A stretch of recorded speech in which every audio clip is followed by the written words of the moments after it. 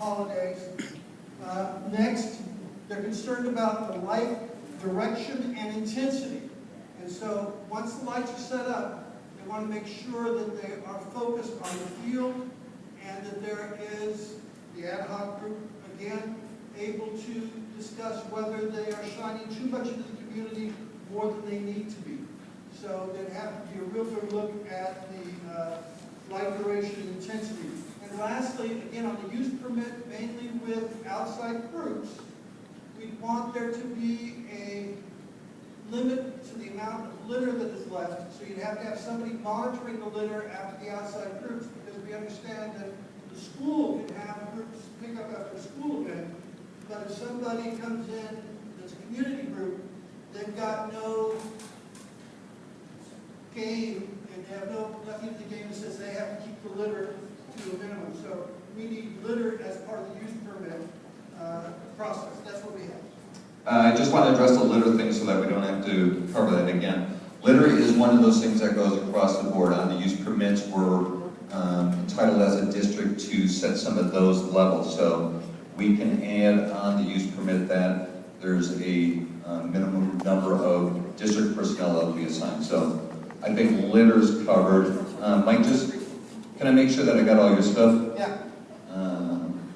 Permanent PA and monitored.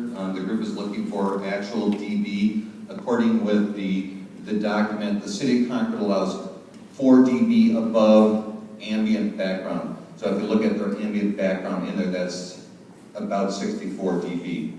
So that level's kind of in there, but I think the ad hoc committee would be able to address that. Right now, that level's kind of set right now, and that would be kind of the baseline for the maximum, not necessarily what the outside user goes. But if you have something that's safe for the outside users, did you guys come up with a number?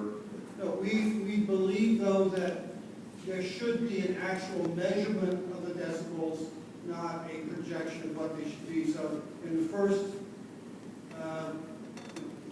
football game or the first outside group that comes in, there should be some equipment to measure the decibel level throughout the community to get an actual reading, rather than just say, well, we think it's going to be, based on our study, it's going to be at a certain level. All right, so just to make sure we're clear, we do a measurement at the first or second game. The ad hoc committee gets together and they kind of say, this is working or this is not working, and then potentially adjust that based on the outcome of that committee. Yes, but we expect the district to have equipment to measure decibel levels at key areas in the neighborhood, not just have to say that, boy, that sounded really loud, or that didn't sound too loud. I think that's something that we can write in there. Saturday, I just want to make sure I got everything. Recommending Saturday 10 a.m. and lighting focused on the field and litter. Right. Group 4, you're right here.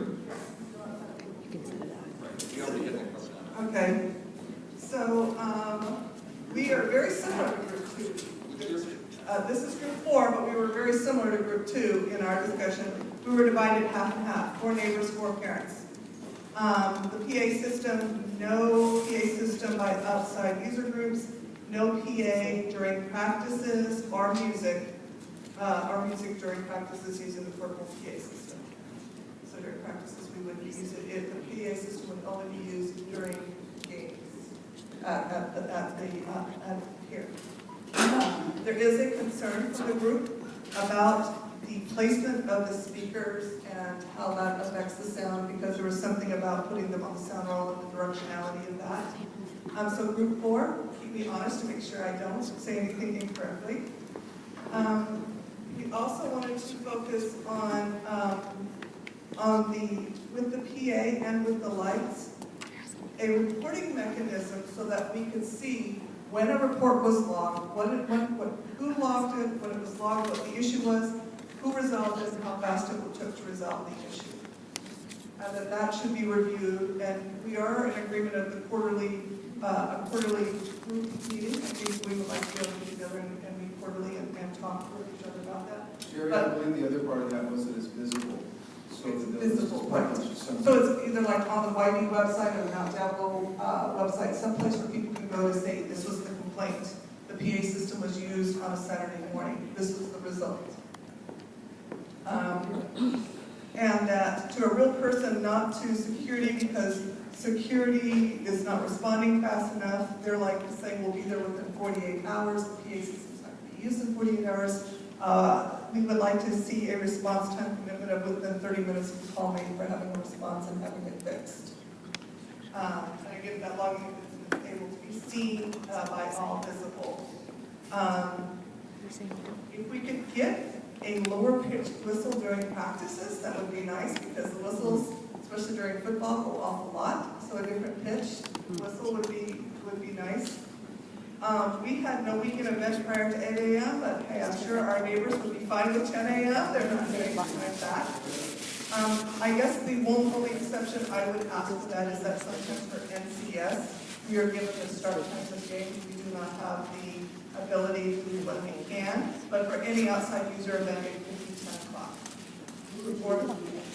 The North Coast sections, it's like it's the playoffs. It's the high school playoffs. And our group does like the band, so they'll be happy with our band playing. So the taxpayers are concerned about the appreciation to their property this does entail to them. And we also have said that we request, as we said there, no lights or any event on Sunday, so no Sunday events on the field at all. And lights off at the latest 10 a.m., 10 p.m. Sorry. We understand the difficulty if there's a game or something going on, but there should be nothing intentionally scheduled that would make the lights stay on past 10 o'clock. And that includes clearing the stadium and the egress lighting going off by that time. Group 4, did I miss anything or misrepresent you in any way? What did I skip?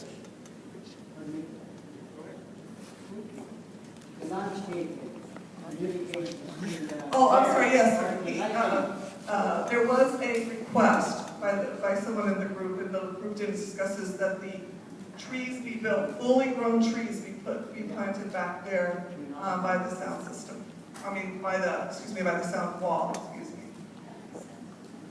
So. Sherry, did you talk about the Saturday? No, yes. About Saturday use of PA system? Yeah, no, I said no use of PA systems by outside groups at all. Did you mention early morning use on Saturdays? 10, yeah. They said 10, I said we said 8, but we were happy with the 10. And that's where I got the NCS thing going on. And the Cobras promised not to use the sound system anymore. And the Cobras, yes, I don't know if you talked to every group, but the Cobras are not going to be using their sound system this Saturday. So, oh, this is the last game, so.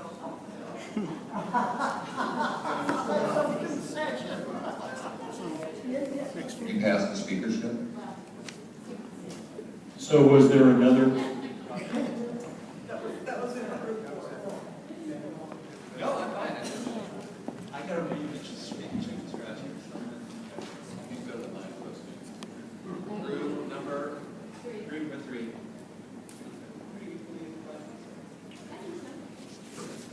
So, we agreed also with the ad hoc and I cannot hear.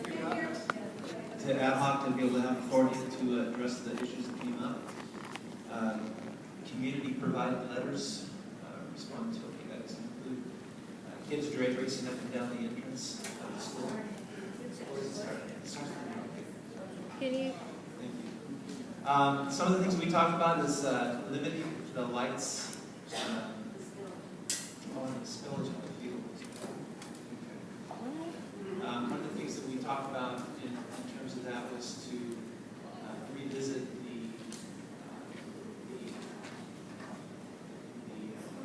foot candles and the spillage of glow and the glare of the lights. We talked about night track events that it wasn't really necessary to light the track, which might reduce some of that spill and glow and glare. So is that one of your recommendations, to eliminate the night track? Correct. Night track. Did you ever get that?